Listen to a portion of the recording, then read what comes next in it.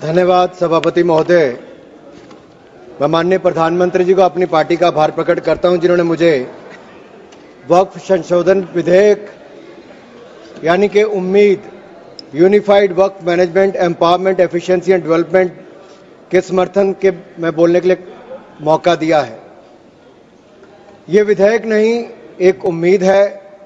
इस उम्मीद में एम्पावरमेंट है, एफिशिएंसी है, डेवलपमेंट है और कहीं ना कहीं इसी को देखकर आज जहां देश भर के लोग इसके समर्थन में हैं, वहीं Catholic Bishop Conference of India, Church of Bharat, Kerala Council of Churches, Kerala Catholic Bishops Council और All India Sajjada Nashin council, मुस्लिम राष्ट्रीय मंच जैसी अनेक संस्थाओं ने, चर्च से लेकर मुस्लिम की अन्य सभाओं ने इसका समर्थन किया है। उसके लिए भी मैं उनका बहुत बहुत आभार प्रकट करता हूं। माननीय सभापति जी, वक्फ को बदलने का वक्त आ गया है, क्योंकि ये अत्याचार और भ्रष्टाचार का एक ऐसा अड्डा बन गया है। उसको खत्म करने का और बदलने का समय आया है। भारत को वक्फ के खौफ से आजादी चाहिए, क्योंकि यहां पर ये जो पहले कांग्रेस के जमाने में बना वक्फ का कानून है, वह उसका मतलब तो यही था, खाता ना वही जो वक्फ कहे वही सही। यानी कि जहां पे कह दिया वक्फ की जमीन है, वो फिर वक्फ की जमीन हो गई। वो जिम्मेदारी उनकी नहीं है कहने की, बताने की कि ये कैसे उनकी जमीन है, लेकिन जिसकी चले गई वो बेचारा दर दर भटकता है और उसको इंसाफ भी नहीं मिलता है। मैं इसके बारे में विस्तार में बताऊंगा, लेकिन आज एक बार फिर कांग्रेस देश को और देश में भ्रम फैलाने का प्रयास कर रही है। एक और तो वो हाथ में एक लाल सी किताब लेकर चलते हैं जो कहने के लिए संविधान है, लेकिन संविधान नहीं है। अगर संविधान की आप इस कॉपी को देखेंगे तो आपको एहसास होगा कि बाबा साहब अंबेडकर का सपना था कि एक देश में तो एक ही संविधान रहेगा। आपने एक देश में दो विधान बनाने का काम किया है। आपको तय करना संविधान के साथ रहना है कि वक्फ के साथ रहना है, वक्फ के साथ रहना है कि संविधान के साथ रहना है, आपको तय करना पड़ेगा। और यही नहीं,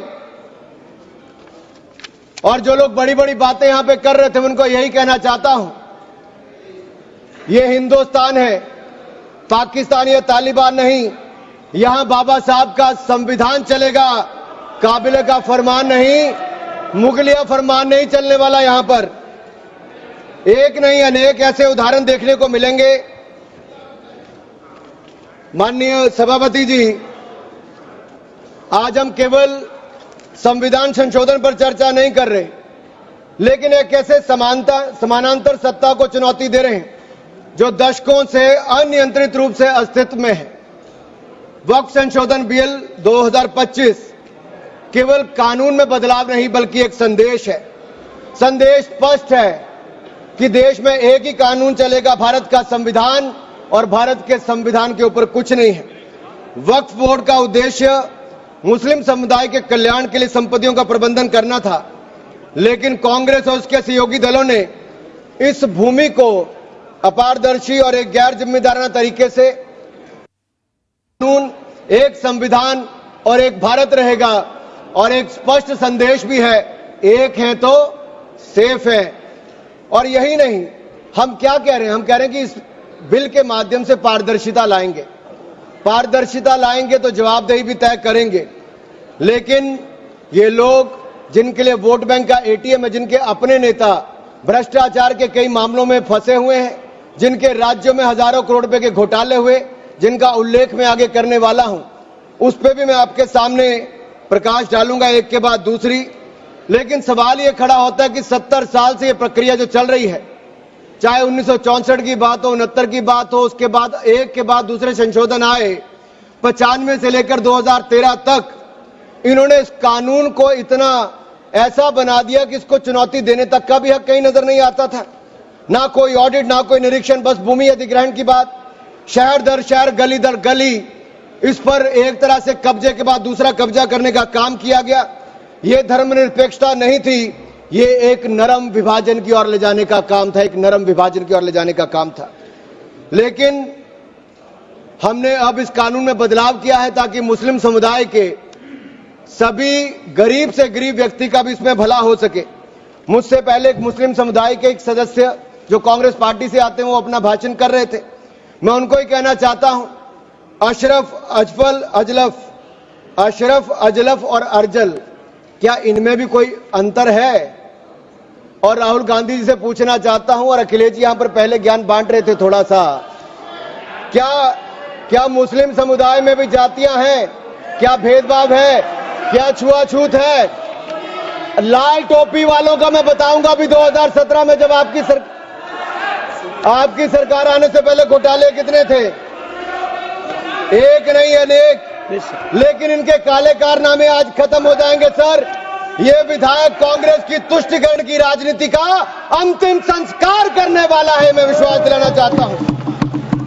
this will be the last nail in the coffin of Congress politics of appeasement. अगर आप देखिए, इन्होंने इससे पहले भी पंडित जवाहरलाल नेहरू जी ने पहले तो देश के विभाजन करने में वो काम किया। उसके बाद धारा 370-35 से देकर ऐसे जख्म दिए कि हजारों लोगों की मृत्यु हो गई।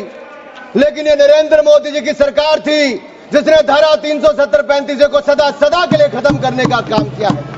यह हमारी प्रतिबद्धता थी मुस्लिम समुदाय की बहनों की ओर। जो ट्रिपल तलाक से निजात दिलाने का किसी ने काम किया तो नरेंद्र मोदी की सरकार ने किया है। आपने तो वायदा किया था कि जो पाकिस्तान, बांग्लादेश और अफगानिस्तान में रह गए हैं उनको वहीं पर पूरा न्याय मिलेगा, लेकिन नहीं मिला। लेकिन उनको भारत में भी आकर अगर उनको नागरिकता देने की बात थी तो आपकी सरकार में 60 सालों में नहीं हुआ। सीएए कानून किसने बनाया? तो वो भी नरेंद्र मोदी की सरकार ने बनाकर वो काम किया है। मैं एक बात और इसमें कहना चाहता हूं, अगर इसमें एक के बाद दूसरा देखा जाए, कांग्रेस ने कहीं ना कहीं और कांग्रेस के सहयोगी दलों ने वोट बैंक के लिए संविधान का सौदा कर लिया है। और ये सौदा ही किया है, तभी तो हमने एक के बाद दूसरे उदाहरण देकर कहा कि आपने कैसे उसको अपना वोट बैंक किया, एटीएम बना के रखा। लेकिन ये जो बिल है ये अन्याय की जड़ पर प्रहार है, और इस प्रहार के बाद सबको न्याय न्याय और न्याय ही मिलने वाला है। हमने कहा है कि प्रत्येक वक्फ संपत्ति रजिस्टर हो, पंजीकृत हो, उसके आंकड़े होने चाहिए और हर झगड़ा कानून के अंतर्गत हल हो, किसी डर और भय के अंतर्गत ना हो। आपको इस बात का क्यों डर है? अगर किसी को न्याय मिलता है, ट्रिब्यूनल के बाद अगर कोई हाई कोर्ट, सुप्रीम कोर्ट जाना चाहता है तो आप क्यों रोकते हो?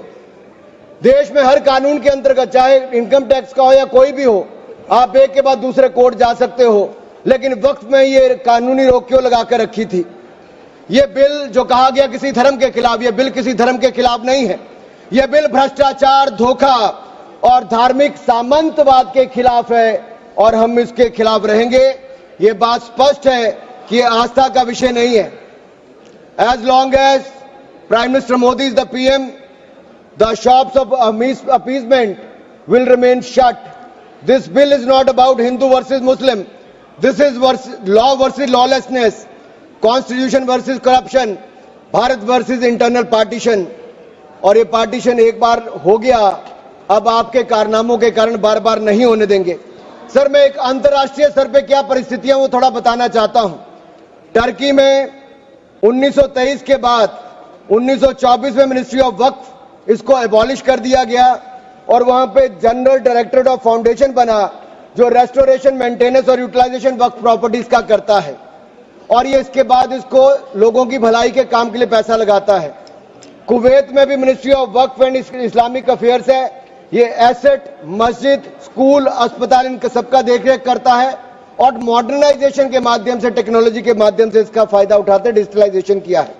लेबनान में मिनिस्ट्री ऑफ एंडाउमेंट्स और इस्लामिक अफेयर्स है जो इसकी मैनेजमेंट और यूटिलाइजेशन को सारे को देखती है और चैरिटेबल और कम्युनिटी के काम को देखती है। सीरिया में भी मिनिस्ट्री ऑफ वक्फ है जहां पर एप्रोप्रिएट यूज हो, रेवेन्यू हो, चैरिटेबल पर्पस हो, उसके लिए काम किया जाता है। इराक में भी सुन्नी इंडोमेंट और शिया इंडोमेंट ऑफिस है और ये भी सीधा सेंट्रलाइज फ्रेमवर्क के माध्यम से काम करता है। सऊदी अरेबिया में जनरल अथॉरिटी ऑफ वक्फ है जो इंडिपेंडेंट पब्लिक बॉडी है। सिंगापुर में MUIS है जो स्टैट्यूटरी बॉडी है, वो मिनिस्ट्री ऑफ कम्युनिटी डेवलपमेंट के अंतर्गत है। ये वक्फ मैनेजमेंट के डिजिटल सिस्टम के माध्यम से काम करता है। इंडोनेशिया में भी इंडोनेशियन वक्फ बोर्ड है जो इंश्योर करता है अच्छे काम करने के लिए, उनके भलाई के लिए। तुनिसिया में भी, इजिप्ट में भी, रशिया में भी, फ्रांस में इसी तर्ज पे काम किया गया है। लेकिन यहां पर ऐसा नहीं किया गया, यहां पे इसके खिलाफ ही काम करते रहे। चंद लोगों के हाथ में, राहुल गांधी जी कहते हैं कि चंद लोगों के हाथ में देश की संपत्ति है। राहुल गांधी जी सदन में नहीं, लेकिन मैं उनको बताना चाहता हूं, मात्र 200 लोगों के हाथ में अपने वक्फ बोर्ड दे रखे हैं और देश की लाखों करोड़ रुपए की संपत्ति उनको दे रखी है। क्या उनसे छुटकारा दिलाना चाहिए कि नहीं दिलाना चाहिए? क्या आम मुस्लिम को उसका लाभ मिलना चाहिए कि नहीं मिलना चाहिए? क्या मुस्लिम महिलाओं को, बच्चों को लाभ मिलना चाहिए कि नहीं मिलना चाहिए? क्या विधवाओं को लाभ मिलना चाहिए कि नहीं मिलना चाहिए? आप महिला विरोधी क्यों हैं? मुस्लिम विरोधी क्यों हैं? आप बदलाव विरोधी क्यों हैं? ये सवालों का जवाब आपको देना ही पड़ेगा।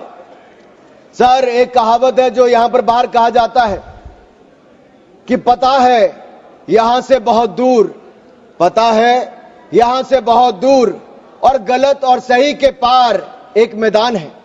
पता है यहां से बहुत दूर, गलत और सही के उस पार एक मैदान है। मैं वहां मिलूंगा तुझे और अगर वक्फ का बस चला तो वक्फ की संपत्ति बन जाएगा। यानी कि जिस पे भी नजर रखोगे वक्फ की संपत्ति बन जाएगा और उसमें से आपको इंसाफ मिल नहीं पाएगा, क्योंकि ऐसी हालत कर दी है। सर, अगर आप देखेंगे वक्फ की सच्चाई क्या है, भारत में ऐसा कौन सा कानून है जिसने आपका घर, आपका मंदिर, यहां के आपके पूरे गांव छीन लिए? भारत में कौन सा ऐसा कानून है जिसने आपका घर, आपके मंदिर, आपके पूरे गांव छीन लिए? ये ऐसा कौन सा कानून है जिसके खिलाफ आप कोर्ट भी नहीं जा सकते? ये कौन सा ऐसा कानून है जो संविधान से भी ऊपर है? इसका नाम वक्फ है जो कांग्रेस के समय बना है। सर, इसने गुरुद्वारे हो, मंदिर हो, घर हो, गांव हो, सब पे कब्जा करने का काम किया है। एक तुगलकी भी फरमान है सेक्शन 40, इसमें दान देने वाला किसी भी धर्म का हो सकता है लेकिन देखभाल करने वाला मुसलमान ही होना चाहिए। ये मंदिर में तो ऐसा नहीं है।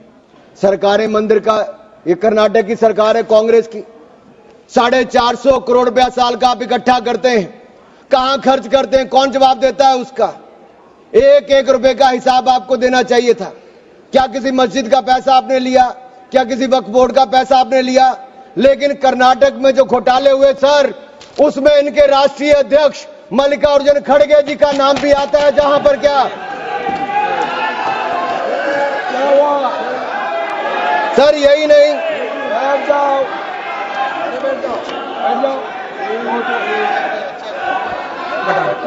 सर, मैं इसको माननीय नहीं सर, मैं सबूत के रूप में सर मैं लाया हूं सब कुछ, मैं बोल दिया सर। ऐसा गिवन द डिसीजन, निर्णय दे दिया बस। प्लीज सर, नाम नहीं लेता सर, मैं नाम वापस ले लेता हूं सर। बड़ी मुश्किल से परिवार के बाहर सर, इसमें सर मैं टेबल कर देता हूं सर, मैं टेबल